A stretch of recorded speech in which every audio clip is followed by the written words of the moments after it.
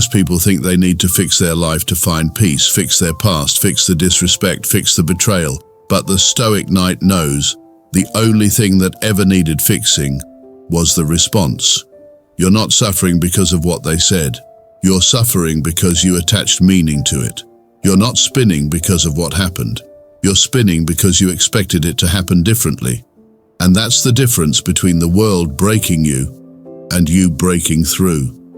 Nothing can affect you unless you allow it to. But that control doesn't come naturally. You have to earn it. You have to train for it. You have to bleed for it. Mentally, emotionally, spiritually. Because the version of you that reacts to silence, begs for closure, or panics when ignored, that version was taught to feel powerless. But you're here because that version no longer fits. You're here because you're ready to become someone else. Someone who doesn't chase what leaves, someone who doesn't fold at discomfort, someone who watches storms roll in and stays still. You want to be unaffected? Then you must stop trying to control the world and start learning how to command yourself, because no situation is ever strong enough to break you.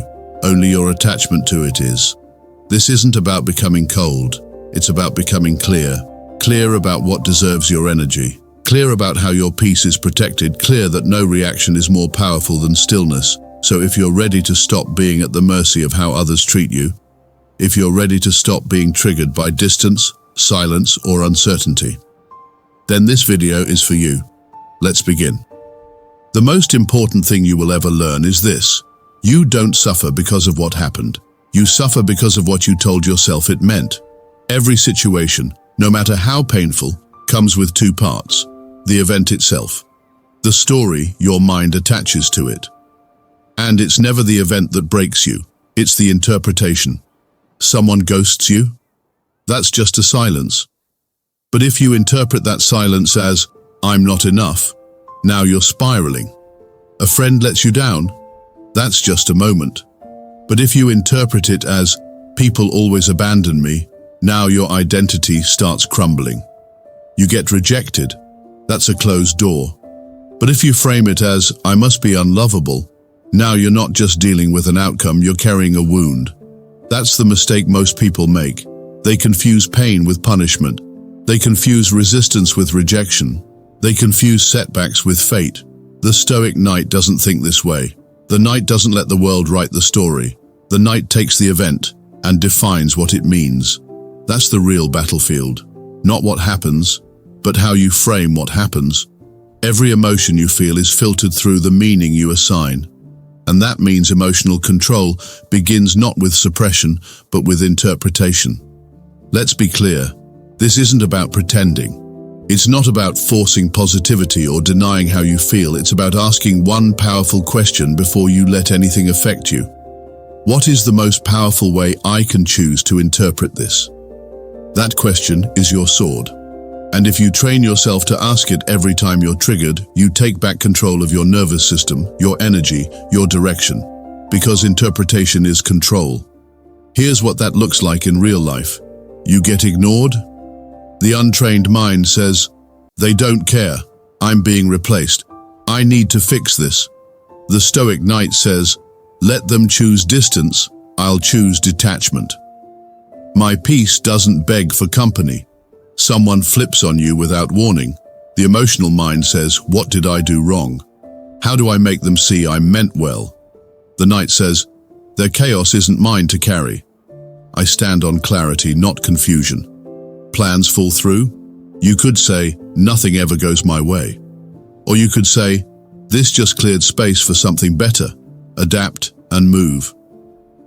Each time you choose the powerful interpretation over the emotional one, your internal strength multiplies. Because the truth is this. Life will never stop throwing unexpected situations at you. People will leave. Plans will collapse. The story you wanted won't always play out the way you hoped. But none of that matters if you train your mind to frame reality in a way that fuels you. This is the first skill of the Stoic Knight, not to control outcomes, but to command interpretation, to choose the meaning that leads to clarity, not chaos, to take what breaks most people and build from it instead. Because once you realize nothing has power unless you assign it power, You stop being a victim of emotion and start becoming the architect of peace. Detachment isn't about becoming cold or uncaring. It's about removing the power that outside forces have over your internal state. And most people misunderstand this because they've been trained to believe that caring deeply must come with emotional dependency. But the Stoic Knight understands that real strength is when you can feel everything, but still choose not to be ruled by any of it. The moment you allow a message, a silence, or someone's attention to dictate your peace, you've already handed your power away. And that means you're no longer operating from self-command. You're operating from emotional survival, reacting to every shift in energy, every word left unsaid, every expectation unmet. But when you learn to detach, you don't stop caring. You stop needing. You stop basing your value on someone else's consistency, and you begin to build a fortress inside yourself that no one else can breach, not because you've numbed out, but because you've refined your focus to invest only in what truly deserves it. Detachment is the discipline of observing without absorbing, loving without losing yourself, engaging without clinging, and letting go without needing closure to feel at peace. And every time you choose to stay silent when your ego wants to react, every time you sit with discomfort instead of reaching out to fix it, you train your nervous system to stop chasing safety outside of you. And this is what separates the Stoic Knight from the emotionally impulsive. The Knight does not flinch, does not beg, does not spiral, because the Knight knows that needing nothing makes you powerful, and when you carry that kind of energy, calm, grounded, present, you no longer move from fear of loss, you move from clarity of self, and that is where true detachment becomes lethal, not as a weapon to punish others, but as a shield that protects your peace, your standards, your mind from being pulled into situations that only ever offered temporary comfort in exchange for permanent instability. Expectation is the silent architect of emotional chaos because it convinces you that things should happen a certain way, that people should treat you how you would treat them, that effort should be reciprocated and loyalty returned. But the world doesn't bend to internal stories, it reflects back truth, and most people break not from what happened, but from what they expected to happen and didn't. They suffer not from the silence itself, but from the imagined meaning behind it, the fantasy they attached to it, the emotional contract they believed had been signed without ever being spoken. And the Stoic Knight knows that peace is never found through rigid expectations. It's built through grounded clarity, because the moment you expect something from someone who never promised it, you set yourself up to bleed for a narrative they were never even aware of. And this is where people spiral. They give love and expect it back. They show loyalty and expect permanence. They share vulnerability and expect safety. And when the return doesn't match the investment, they collapse internally. But the Knight never assumes the outcome. The Knight prepares for all of them, expects nothing, and builds everything on what is shown, not what is hoped for, because every expectation creates a hidden dependency, and every dependency becomes a point of emotional leverage that someone else can pull, consciously or not. And once you let go of needing the world to match your internal map, you begin to see people clearly, not for who you wanted them to be, but for who they actually are. And that clarity protects you because it stops you from chasing, from convincing, from over-explaining your worth, and it anchors you in reality, not fantasy, which means you can finally respond from power, not pain, because the world isn't obligated to treat you how you imagine. It's only obligated to reflect what it truly is, and your job is not to make it fair, but to stop depending on fairness for your peace. Pain is not the enemy. Attachment to what no longer serves you is, and most people don't suffer because of the pain itself. They suffer because they resist it, because they believe it shouldn't be happening, because they think pain means failure, when in truth pain is a mirror, a spotlight, and a forge. And the Stoic Knight understands that the only way to become untouchable is to stop running from discomfort and start building through it, because every betrayal, every loss, every silence that tore you open was also offering you something. A lesson, a new boundary, a new level of clarity about who you are and what you'll never tolerate again. And if you keep interpreting pain as punishment, you'll stay stuck, looping through the same cycles, waiting for closure that won't come and answers that don't matter. But if you shift the lens and start asking, what did this expose? What version of me died here? What version am I now ready to become? You begin to transform, because pain isn't here to break you, it's here to burn away everything that kept you fragile. And once you stop trying to fix the wound and start understanding it, you build a kind of strength no validation could ever give you. The kind that doesn't flinch when love is lost. The kind that doesn't beg when energy is withdrawn. The kind that stands tall in the middle of the storm and says, "I needed this," because there is a power that only comes after you've been cracked open. Only comes when you've had to sit in silence with no one to save you. Only comes when you've rebuilt your mind from scratch without applause. And that's the power the Stoic Knight walks with, not because life spared them pain, but because they refused to let pain turn them bitter or weak. They let it sharpen, strip, refine, and every scar became armor. Not proof of loss, but proof of rebirth, because once you've used your pain as fuel, once you've used the betrayal to set higher standards, once you've used the silence to find your own voice, there's nothing left to fear and no one left who can control you. Silence is not weakness, it's not passivity, it's not the absence of a response, it is the response. And the Stoic Knight understands that the loudest energy in any room is the one that doesn't need to speak, doesn't need to chase, doesn't need to explain, because silence exposes everything. It reveals who respects your space and who only values your presence when it serves them. It brings guilt to the surface, amplifies the intentions of others, and forces those who relied on your energy to confront its absence, while most people break in silence because they were never taught how to hold themselves in stillness, never taught how to feel seen without performance, never trained their nervous system to sit with discomfort without rushing to relieve it. And that's why they double text, why they panic when attention disappears, why they seek closure just to stop the emotional noise. But the Stoic Knight doesn't seek relief, they seek mastery. And silence is where that mastery is built. Because when you remain calm, composed, and unavailable for chaos, you become unreadable, unshakable, and unpredictable. And in a world addicted to validation that makes you powerful beyond measure.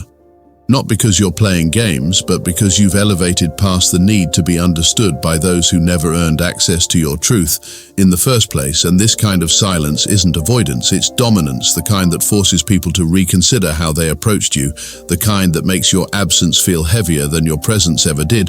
And every time you choose not to react, not to defend, not to justify, you are reinforcing that your peace is not on the table for negotiation, and eventually people realize that what they lost was never just your words. It was your composure, your clarity, your presence, and once that's gone, nothing they say can get it back, because silence has already said it all. Solitude is not a void to escape from, it's a forge to be mastered, and most people avoid it because they've never learned how to be with themselves without distraction, without noise, without someone else's energy to lean on. But the Stoic Knight understands that until solitude becomes a place of strength, every relationship, every interaction, every emotional response will be built on fear.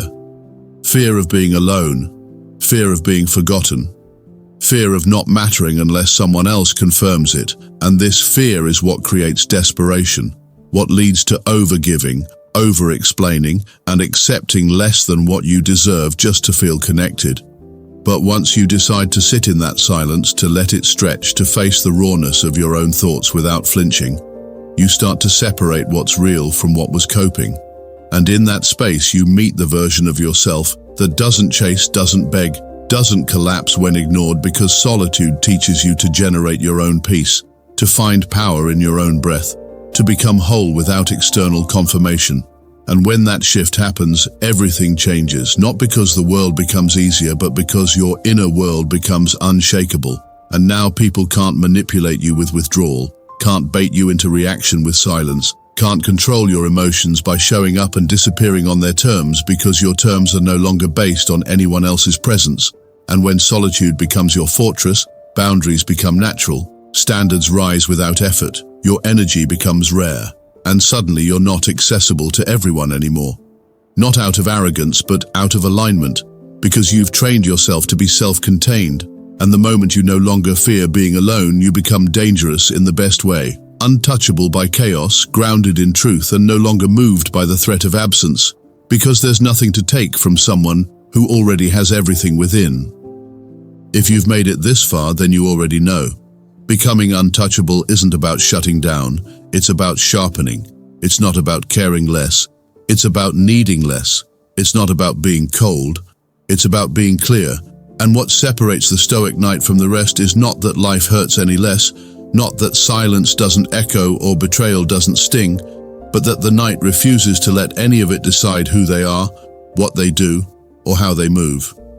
And now you've been shown the path, not the soft path of temporary relief, but the disciplined path of internal power. And if you take this seriously, if you start reframing events, training detachment, letting go of expectation, building through pain, wielding silence, and strengthening your solitude, you will reach a level of peace that no one can shake, because most people are at war with the world, constantly triggered, chasing clarity, addicted to reaction. But the Stoic Knight ends that war by winning the only one that matters, the war within.